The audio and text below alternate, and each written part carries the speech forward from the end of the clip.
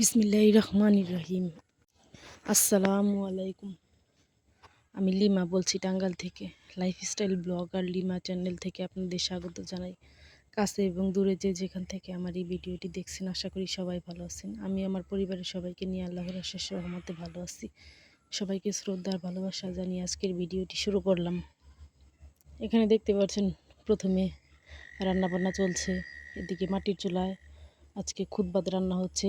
সকালবেলা সকাল সকাল আজকে খুদ ভাত রান্না হচ্ছে। আমার শাশুড়ি খুদ ভাত রান্না করতেছে মাটির চুলায়। মাটির চুলায় রান্নাটা আসলে খুব অসাধারণ হয়। তার মধ্যে তো খুদ ভাত, এটা সবার প্রিয় খাবার। গ্রামের দিকে অনেকে এটা খুব পছন্দ করে খায়। তারপরে দেখতে পাচ্ছেন এটা এখানে শিলপাটার মধ্যে কালো জিরা ভর্তা করা হচ্ছে। কালো জিরা ভর্তা করা শেষে আমি আর আমার শাশুড়ি মিলে শিলপাটার মধ্যে ভাত মেখে খাচ্ছি। এই ভাতটা কিন্তু খুবই অসাধারণ, খুব সুস্বাদু, মজা হয়। আমি আমার শাশুড়ি মিলে খাচ্ছি। আমার শাশুড়িকে আমি বলছি যে পাটার মধ্যে ভাত মাখান, খাবো। তারপরে দুজনে মিলে ভাতটা খুব মজা করে খেলাম। শিলপাটার ভাতটা কিন্তু আসলে খুব মজা।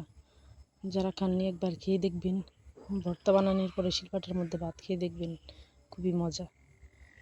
তারপরে আমি আমার মেয়েকে খাবার দিয়ে দিলাম। বাহিরে সিঁড়ির মধ্যে দিয়েছি, মেয়ে খাবে, এর জন্য মেয়েকে খাবারটা দিলাম। সকাল সকাল গরম গরম গরম ধোয়া ওঠা খুদ ভাত সাথে কালো জিরা ভর্তা খেতে কিন্তু খুবই অসাধারণ মজা। আমাদের সাধারণ জীবনযাপন, গ্রামে সাধারণ জীবনযাপন যারা ভালো পছন্দ করেন তারা এই ভিডিওটি দেখে যাবেন। যাদের এই ভিডিওটি ভালো লাগবে তারা একটা লাইক, কমেন্ট, সাবস্ক্রাইব করে দিবেন। এদিকে দেখতে পাচ্ছি না, এখানে পাঁপড় বানানো হয়েছিল। এটা আমি আমার নিজের হাতে পাঁপড়টা বানিয়েছিলাম। চাউলের গুঁড়া দিয়ে এই পাঁপড়টা আমি তৈরি করছিলাম। ঘরে থাকতে থাকতে একটু হয়েছে, তাই আমি রোদ্রে দিয়ে দিলাম। রোদ্রে দিয়ে শুকিয়ে তারপরে আবার তুলে রাখবো।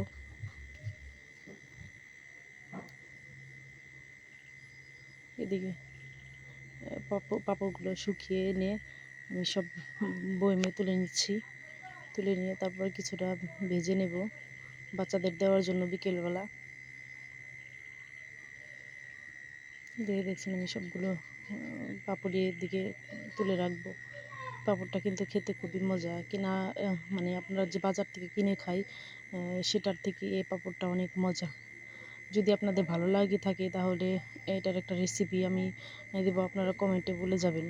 যদি ভালো লাগে তাহলে আমি রেসিপিটা আবার দিয়ে দেব। এই দেখেন পাঁপড়গুলো ভাজলে দেখেন এই ছোট্ট ছোট্ট পাঁপড় কত বড় বড় হয়ে যায়। এটা কিন্তু খেতেও খুব মজা।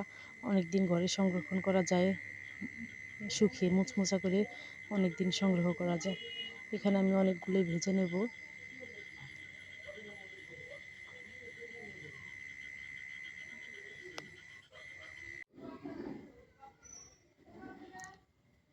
নামাতে গিয়ে পড়ে গেল।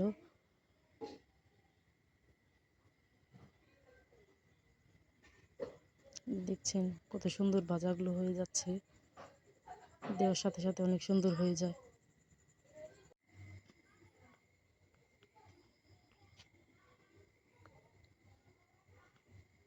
এদিকে আমি সবগুলো পাপড়ি ভেজে নিচ্ছি সুন্দর করে। এটা বাচ্চারাও খুব মজা করে খায়। ঘরে বানানো থাকলে যখন তখন বাচ্চাদের বেঁচে দেওয়া যায়। কথা বলতে বলতে ভিডিও শেষ পর্যায়ে চলে এলাম। আসসালামু আলাইকুম।